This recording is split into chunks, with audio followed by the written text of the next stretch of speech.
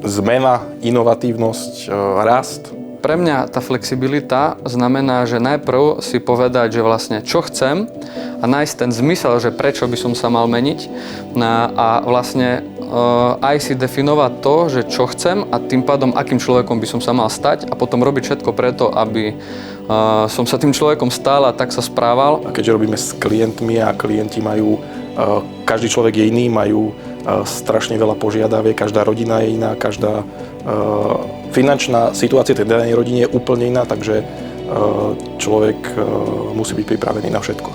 Pokiaľ človek nie je flexibilný, tak nech do tohto biznisu aj nejde. Čo si budeme klamať?